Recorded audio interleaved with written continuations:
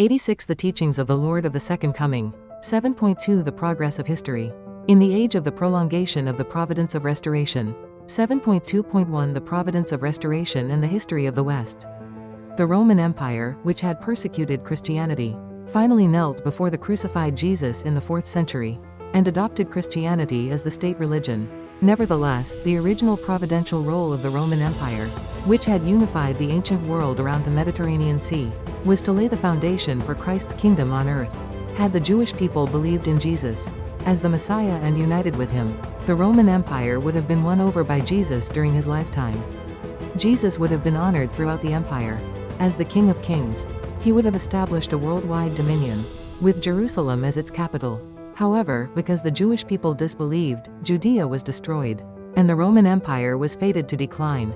After a century of barbarian invasions, the Western Roman Empire came to an end in 476 A.D. In this manner, the center of God's providence of restoration shifted from Judea, the land of God's bitter grief, to Western Europe, formerly the territory of the Western Roman Empire, now occupied by the Germanic tribes. Accordingly, the spiritual providence of restoration based on Christianity has been conducted primarily in Western Europe. Only in Western Europe has the history of this era progressed strictly according to the pattern set by the providence of restoration.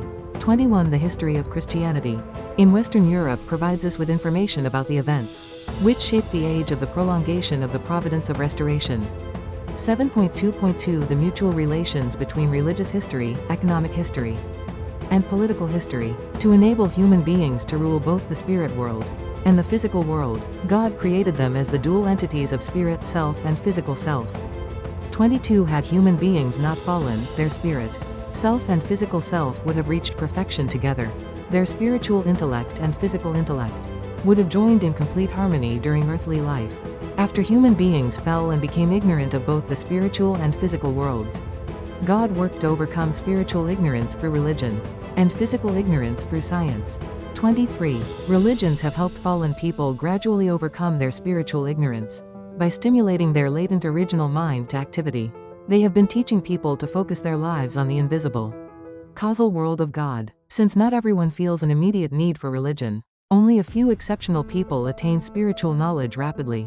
For the vast majority, spiritual growth remains a slow process. We see this from the fact that even today, with religions widespread throughout the world, people's spiritual level is often no better than that of people in ancient times.